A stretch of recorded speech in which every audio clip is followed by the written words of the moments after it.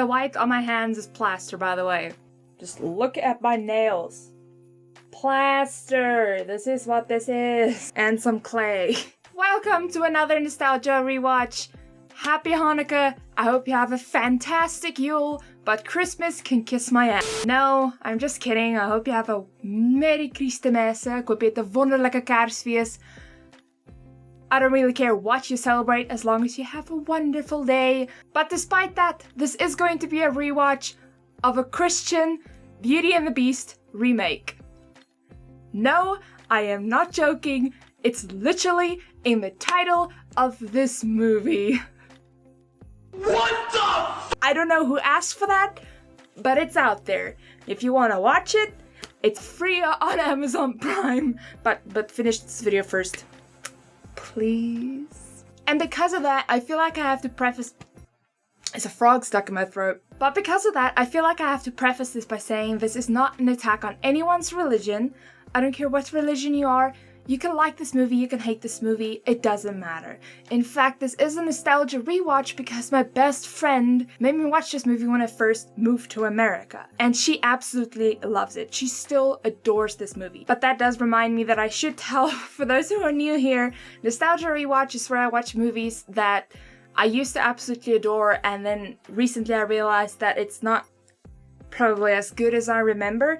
So I rewatch it and I make videos on them. And Better Rewatch, the other half of the series, is just the opposite of that. I used to hate it, now I realize it's probably not that bad, yada yada yada. So yes, that means I have realized this movie is not as good as I remember, but it fails completely on its own merits. It doesn't fail from a premise of being a Christian Beauty and the Beast movie. That's not why it's a failure. It's just... whew, it's a doozy. Good? Okay, great, we can start. My god, the Beast in this is an asshole.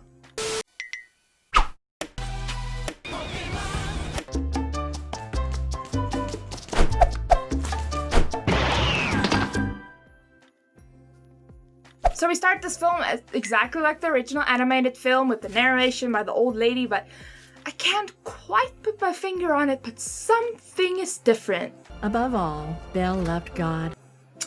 Something. Can't figure out what it is. With her cheerful outlook on life, a reflection of her faith. Nope. But in the same land lived someone concerned with no one but himself. Also, the narrator sounds exactly like my Afrikaans teacher in high school, and it kind of freaks me out since this is in English. His name was Eric Landry. So I feel like I have to mention this, but the Beast in this is not called Adam. It's called Eric, and I can't figure out if, since this is a Christian movie, if that is a good call, or if it's just a complete missed opportunity. But apparently Gaston in this film is also called Greg, or I think Craig. Craig? Craig should be here soon. What? I'm just gonna call him Greg. It's not that, I just don't know him yet. Good, because we don't know him either. I mean, we get to know him like 10 minutes later. Ooh, and you remember Gaston's charm in the animated film? Nope. In this one, he's just a misogynistic creep. So is this school already like a second job? So that's 2 or 3? Come on, Belle. Maybe it's time you settle down. Let somebody take care of you. You know what I mean? Like a boyfriend or a husband. Just haven't found the right guy. Maybe he's sitting right next to you. Nice how they can even ruin Gaston's character.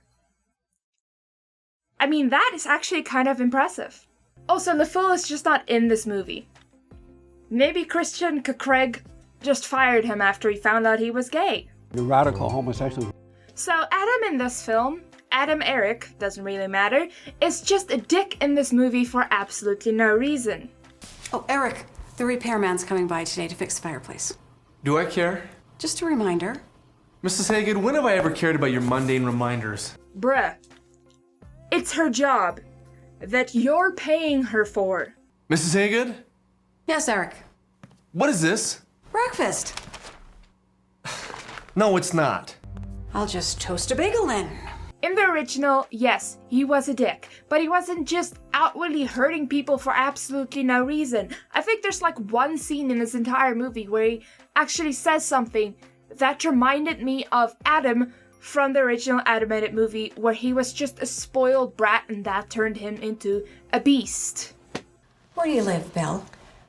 Just a few blocks from here, actually, down on... I'm reading. For one, he never insulted anyone's appearance. No, it means beauty.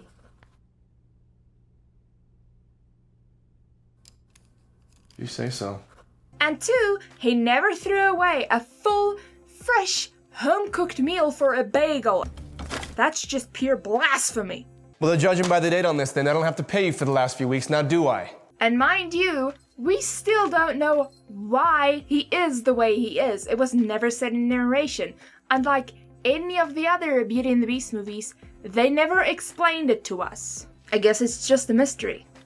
But this fact pales in comparison to how bad the acting is in this movie. No. That's a nice room. No need to give it an ego. You live alone, Eric. What do you need solitude for anyway? Oh, ha ha. So are we still on for tomorrow? The best actress left the movie 5 minutes into it. Like you have a relationship with anyone. You're fired! An example of that is this whole scene with a pie where not Mrs. Potts, don't you dare compare her to Mrs. Potts, offers them pie, okay? It's the first scene that I think was supposed to be character building for him to make him seem, oh, deep down he is a sweet guy. Because he says, fine, go ahead, have some pie. Go ahead. And then at the table when they're eating the pie, he tells her that she has to go file the books. When you're finished, I want you to alphabetize the books.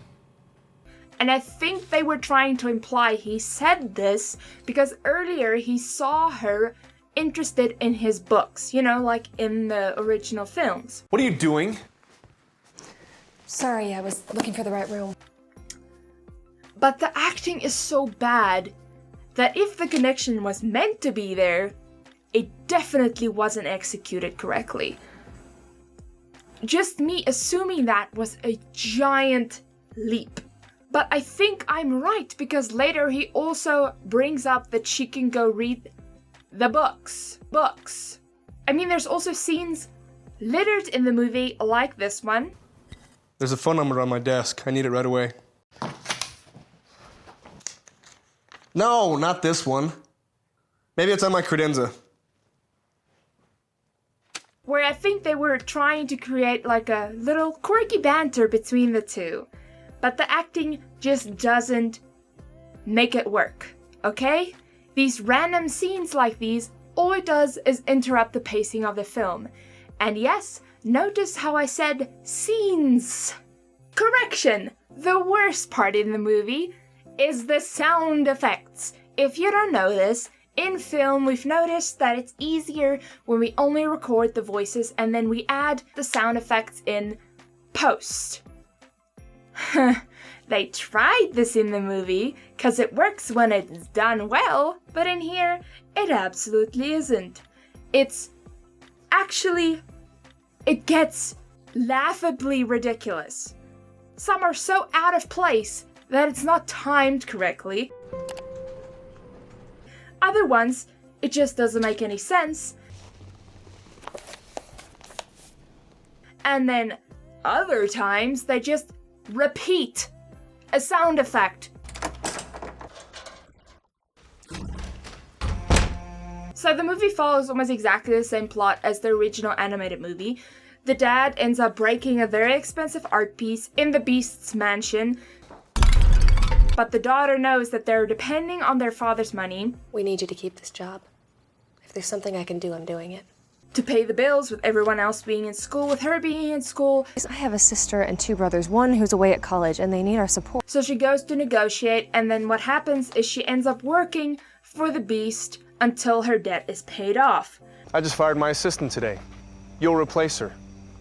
You'll work for me until I feel the debt is paid off.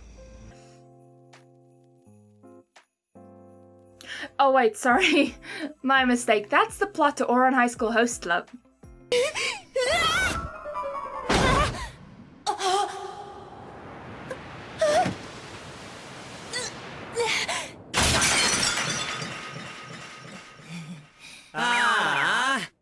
But at least the movie has some original iconic lines.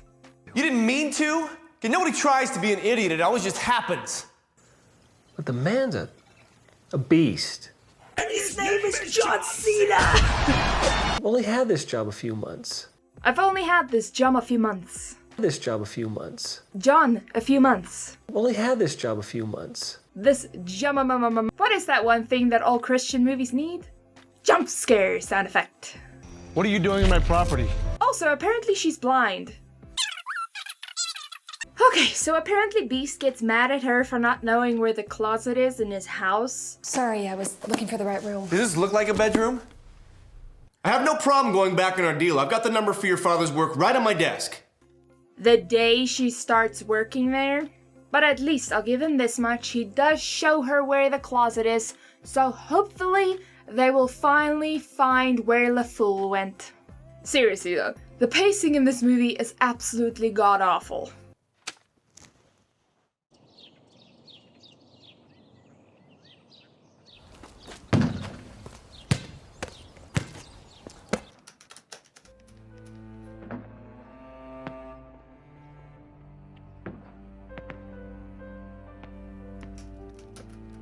Why is this in the movie? And why are you shaking your head? He's just playing basketball. What did he do? I'll just play you the scene just to give you the full effect. I'd like for you to read this analysis. Make it more diplomatic. We'll go over it tomorrow.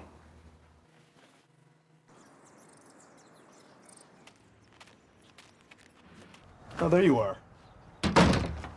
Hey, just finishing up on the diplomacy revision. You're still working on that?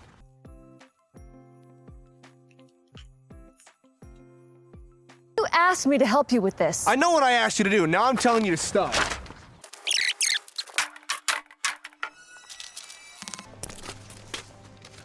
Finally, 20 minutes into the movie, we finally get a reveal of why he's such a dick. And can you guess why? Please, down in the comments, or in the comments on the side, since this is live, can you please guess why he's such an asshole? Take your time. That's right, because he doesn't have Jesus. No, I am not joking. How could you do that? It's just a book. No, it's God's word. Isn't that sacrilegious? Do you think I care? I haven't cared what God thinks for years. Maybe that should change. It's a very simple question, Professor. Why do you hate God? Because he took everything away from me. Dear directors of Christian movies, stop perpetuating this idea. It's extremely harmful, it's extremely divisive, and it's a lie. I'm sorry, but only 0.1% of people who aren't religious are not religious because something bad happened to them in their life. Also, they're not angry at God, they just don't believe in the God that you believe in. You can't be angry at someone you don't even think exists. Okay? Also, to all directors, can you please stop perpetuating the idea that when a guy is a creep, that we can't call them out for being a creep? Is that where you've been lately? Because Craig thinks you're avoiding him. No, that'd be mean. That message is so much worse. Here is some advice for any guy or girl or in between watching this video. When someone is being a creep or is making you uncomfortable, call them out. First as kindly as you can, but if they still don't get it, drill it into their skull. Most likely, they don't even know what they're doing. Okay? And someone actually has to point it out for them to change. But if you try both times and they still don't change, say la vie, and run. But at least we finally see her stand up to Eric. Look, you might as well let me do something more useful. You only have so many shirts I can take to the cleaners. I can buy more. What do you have to lose? I'll still do all the menial stuff. Just give me a chance to show you what I can do. You've been here a couple of weeks. Do you think I'd trust you with anything If you want a real assistant, then yes. But that makes this line so much more depressing. Sounds like you've been keeping busy. Yeah. Lots of shouting since you've come. What this line is trying to imply is that she's the first person to stand up to him, which is a trope that I see in a lot of movies. We're not discussing how that's a terrible thing to say that yelling is a healthy thing to have in a relationship, but we've only seen her stand up to him one time. So all this line is implying right now is a lot of one-sided screaming. Oh, apparently there is this important plot that's just briefly mentioned every now and then, but it's very important. About he used to be an alcoholic after his wife died, and because of that, all his partners left him in his business, and now he has a consulting firm, and he's been clean for 5 years because of that fact, and he keeps a bottle as a reminder. It's a reminder For what? to never go there again. Okay, good we got that settled. What's next? I do want to apologize and clarify, Belle's sister is actually the best actress of the movie. Yes, Belle has a sister. It's not important. Credit where credit is due. When you kiss a guy, how do you coordinate everything? I mean, does the girl tilt her head to the right and the guy to the left? Or the guy to the right and the girl to the left? Wait, who's left? Are you really asking me this? It's a good question. How do you know not to hit heads? And what about noses? You're not gonna show me, are you? No, I'm kicking you out of my room. But the fact that the child in the movie is the best actress, I'm not feeling very well. Did you want me to get you something? Or Mrs. Haygood, or your doctor? My doctor? What do you think's wrong with me? Nothing. I just... Never mind. What? Big house, well-off guy, on-call doctor. Maybe that's just a movie thing. Maybe. Yeah. Belle? I'm sorry about my behavior yesterday. Yay! Thankfully, finally, despite how absolutely cringy and uncomfortable, we get a pleasant interaction between the two.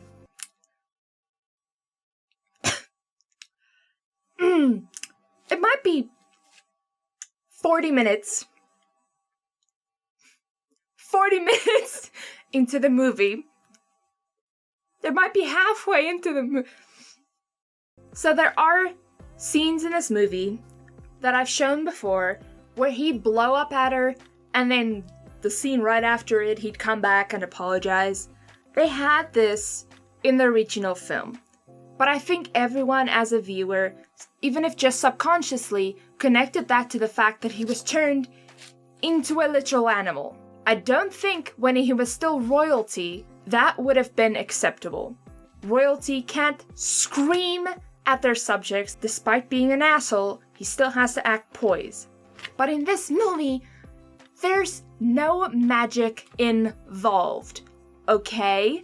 This is a real life setting. And he keeps screaming at her, I am sorry, but no amount of plot building is going to make that okay. If someone does that to you in relationship, get out. Also, how long ago did she pass away? 10 years ago. I get that there's no time limit on how much time you need to get over a loved one who has passed. But 10 years? At least we get to see him act somewhat like a human being this time. But you knew that, didn't you? Mrs. Hagen has a tendency to talk about my history. And directly after that, 45 minutes into the film, we finally get a complete 180 in personality with a 2-minute montage where we finally get some chemistry built between these two characters.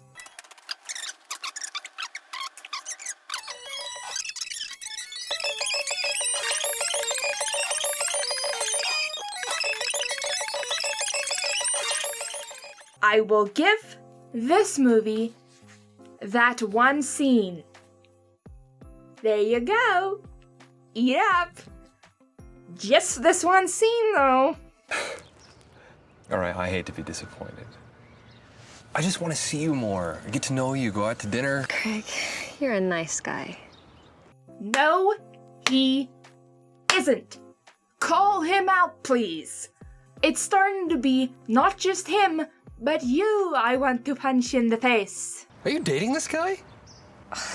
Because if you are, there's no way that any of us can compete with Mr. Riches. Now you're being mean. No, I'm not. Only now? Excuse-moi. I just want to mention that in this film, the equivalent to the ball scene from the original animated movie is him inviting her to a business meeting. I would have at least appreciated if her dress was yellow. But no, it's blue. It's bad. I'm sorry.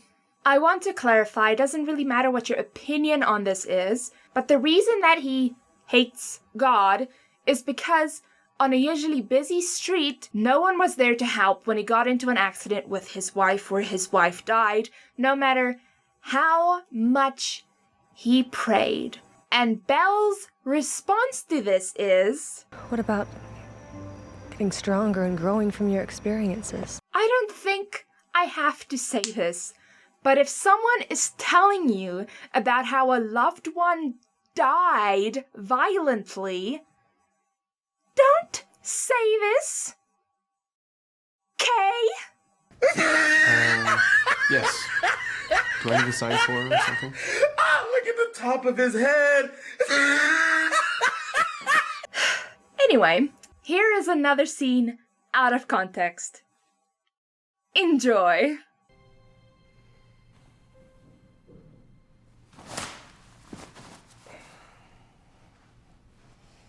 Plot twist, it was in context, because there was no context. Eric? Skipping to the conclusion, because I am falling asleep.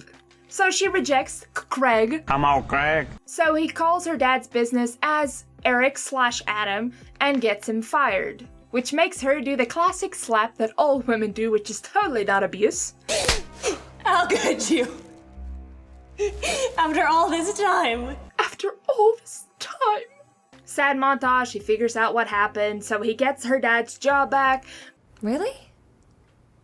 Yeah, guess the guilt got to him. But she doesn't forgive him because she thinks he just did it because he felt guilty, because apparently her dad's job didn't tell him why he was wrongfully fired. And then we get a hint that he was gonna relapse.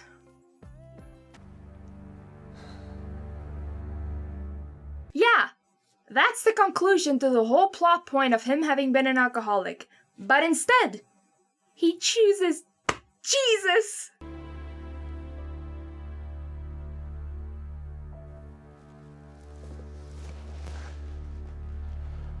She figures it all out. Hi, Craig. Craig, how did you know my dad got fired? Anna told me. No, I didn't. And rushes over to find out that he chose Jesus. No.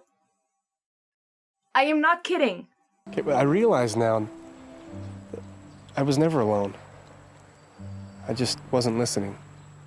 But we do get a kissy-kissy as the conclusion. No other conclusion, just that. But we do get the kissy-kissy. With Eric's transformation and his renewed faith, the people in the land discovered that the beast was gone. Before I say goodbye, I want to say that I do feel an attempt in this movie. I do feel like the people who made it tried really hard, although you can tell that they're just very inexperienced. But I'm sorry, this doesn't get an A for an effort. It's still a very bad movie, and I'm sorry, the serious topics in this movie was just handled so badly to a point of it being extremely insulting and dangerous. You know, for example, the false dichotomy of Jesus versus alcoholism and being a dick. It's a bad movie. Anyhoot, A little announcement, I am taking requests for the series. It's either the pinned comment of this video or the discussion on my channel. You can choose either one, they're both there, feel free to. And it's because of that that my next video is a bit of rewatch of Twilight. Not to spoil anything for you guys, but I might come out not hating it as much as I hate it right now. But I'm not spoiling it. Anyway, thank you guys so much for watching this video. I had way too much fun with this one. Something I'm terrible at whoring out?